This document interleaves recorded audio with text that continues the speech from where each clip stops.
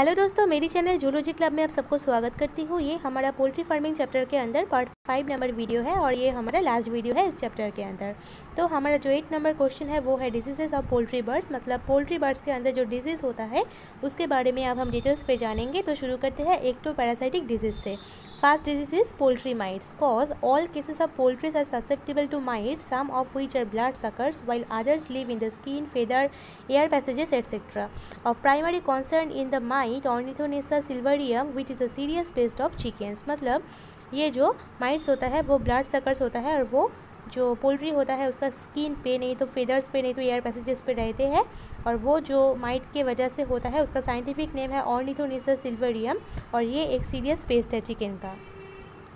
Symptoms: poultry mites can retarded growth. Poultry might क्या कर देते हैं, पोल्ट्री का जो ग्रोथ होता है उसको रिटार्डेड कर देते हैं। रिड्यूस्ड एग प्रोडक्शन, उसका जो एग प्रोडक्शन कैपेबिलिटी होता है उसको रिड्यूस कर देते हैं। Lowered Vitality and even death rate, और उसका जो वाइटलिटी होता है उसको लोअर्ड कर देते हैं और उसको किल कर देते हैं और वो मर जाते हैं। Control and treatment: proper sanitisation and hygiene should be maintain. अगर हम यहाँ पे प्रॉपर सैनिटाइजेशन करेंगे और प्रॉपर हाइजीन मेंटेन करेंगे तब हम इस डिजीज़ को कंट्रोल कर सकेंगे। नेक्स्ट इज़ फाउल टिक, इसको हम ब्लू बग के नाम पे ही जानते हैं। Cause the fowl tick, the scientific name of the fowl tick is Argas persicus, may be a serious parasite of poultry. The tick is a blood sucker, मतलब ये जो आर्गस पार्सियस होता है वो एक सीरियस पैरासाइट होता है पोल्ट्री का और ये एक ब्लड सकर होता है। Symptoms: when present in large number it results in weakened birds, reduced egg production, emaciation and death. अगर ये पैरासाइट बहुत लार्ज अमाउंट पे वहाँ पे प्रेजेंट होता है तब वो बर्ड वीकेंड हो जाता है, उसका जो एक प्रोडक्शन होता है उसका रेट रिड्यूस हो जाता है, इमासिएशन होता है और उसके साथ साथ वो बर्ड मर जाते हैं। Control and treatment same as that mention in case of poultry mites, मतलब पोल्ट्री माइट्स का जो कंट्रोल होता है वो सेम प्रोसेस होता है, मतलब proper sanitisation and proper hygiene से हम इस डिजीज़ को कंट्रोल कर सकेंगे। Worm infections, that is ascarids, large intestinal roundworms. Cause: the most common roundworm infect is due to Ascaridia galli, मतलब इसका जो साइंटिफिक नेम होता है राउंडवर्म का वो है Ascaridia galli. Symptoms: heavily infected birds may show droopiness, emaciation and diarrhea, मतलब ये जो heavily infected birds होता है वो droopiness दिखाते हैं और उसके साथ साथ इसका इमासिएशन भी होता है और डायरिया भी होता है। Control and treatment: the parasite can be control by strict sanitisation. अगर हम यहाँ पे प्रॉपर सैनिटाइजेशन मेंटेन करेंगे तो हम इस डिजीज़ को कंट्रोल कर सकेंगे। Next is fungal disease, aspergillosis, इसको ब्रूडर न्यूमोनिया भी कहा जाते हैं। Cause: this is caused by the fungus that is aspergillosis fumigants, मतलब इसका जो साइंटिफिक नेम है फंगस का ये है aspergillosis fumigants. Symptoms: respiratory problems and pneumonia, ये जो बर्ड होता है जो अफेक्टेड हो जाता है उसका रेस्पिरेटरी प्रॉब्लम्स होता है और उसके साथ साथ न्यूमोनिया भी हो जाता है। Control and treatment by proper cleaning and disinfecting, अगर हम इसको प्रॉपर क्लीनिंग करेंगे बर्ड को और प्रॉपर डिसइंफेक्टिंग करेंगे तभी हम इस डिजीज़ को कंट्रोल कर सकेंगे।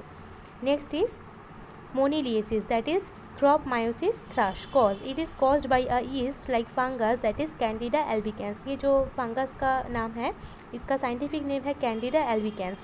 Symptoms: the disease preliminary affect the upper digestive tract, मतलब ये जो फंगस होता है वो मेनली बर्ड्स का जो अपर डाइजेस्टिव ट्रैक्ट होता है वहाँ पे अफेक्ट करते हैं।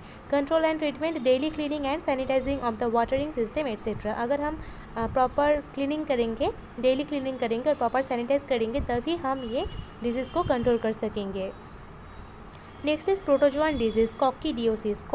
Caused by the protozoa under the genus Eimeria, ये जो प्रोटोजोआ के लिए होता है वो नेचुरली एमेरिया जेनस के अंदर होता है। Symptom: consume less feed and water, ये जो डिजीज्ड पोल्ट्री चिक्स होता है वो लेस फीड करते हैं और लेस वाटर टेक करते हैं और उसका डायरिया भी हो जाता है, इमासिएशन भी हो जाता है और उसका बॉडी डिहाइड्रेटेड हो जाता है। Control and treatment: proper sanitisation is required. इस डिजीज़ को कंट्रोल करने के लिए प्रॉपर सैनिटाइजेशन चाहिए। Bacterial disease, fowl cholera. Cause: bacteria such as Pasteurella maltosida and Pasteurella avicida is the caused parasite of this disease. Symptoms: affected birds develop diarrhea and become droopy, ये जो affected birds होता है वो diarrhoea develop करते हैं और वो droopy हो जाता है। comb and wattle become reddish green color, और उसका जो comb होता है और जो wattle होता है उसका कलर reddish green हो जाते हैं। Control and treatment: disposal of dead bird properly, मतलब ये जो डेड बर्ड होता है उसको प्रॉपरली डिस्पोज कर देना चाहिए।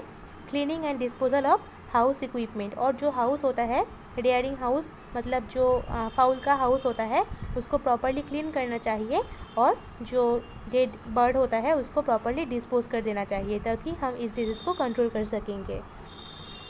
नेक्स्ट इज़ बर्ड फ्लू और avian flu. Cause the bird flu is caused by a virus. ये जो बर्ड फ्लू होता है ये एक वायरस के लिए होता है। देयर आर सेवरल सब types of the virus including H5N1, H7N7 etcetera. मतलब ये जो वायरस होता है उसका बहुत सारे सब टाइप्स होता है। मतलब ये हो सकता है H5N1 और नहीं तो H7N7 etcetera. Symptoms of this disease: the highly pathogenic form of the virus can kill so quickly that once the virus enters the bird may die the same day। ये जो डिजीज़ होता है, ये जो virus होता है वो अगर एक बर्ड्स के अंदर घुस जाते हैं तब उस दिन में ही वो बर्ड मर जाते हैं। Control and treatment: destroying birds carrying और suspected of carrying the virus. मतलब ये जो बर्ड्स होता है अगर वो इस वायरस को कैरी करते हैं तब उस वायरस को डिस्ट्रॉय करने के लिए उस बर्ड्स को भी डिस्ट्रॉय कर देना चाहिए। Disinfecting farm equipment, clothing and boots. ये जो फार्म इक्विपमेंट्स होता है, जो क्लोथिंग होता है, जो बूट्स होता है उसको प्रॉपरली डिसइंफेक्ट करना चाहिए। Avoiding small farms where birds are grown in large numbers. ये जो स्मॉल फार्म्स होता है जहाँ पे बहुत सारे बर्ड को एक साथ फार्मिंग किए जाते हैं, इसके लिए ये स्मॉल फार्म को अवॉइड करना चाहिए। Avoiding raw eggs eight foods made with eggs और चिकन्स। ये जो रॉ एग्स होता है उसको अवॉइड करना चाहिए। The virus dies if heated at 56 degree Celsius for 3 hours और 60 डिग्री सेल्सियस फॉर 30 मिनट्स। अगर हम यहाँ पे 3 आवर्स के लिए 56 डिग्री सेल्सियस पे उस पोल्ट्री हाउस को हीटेड करेंगे, और नहीं तो अगर हम वहाँ पे 30 मिनट्स के लिए 60 डिग्री सेल्सियस पे उस पोल्ट्री हाउस को हीटेड करेंगे तब उसके अंदर जो वायरस होता है वो प्रॉपरली मर जाते हैं। ऐसे हम इस डिजीज़ को कंट्रोल कर सकेंगे।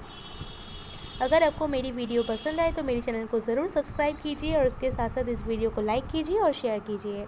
Thank you.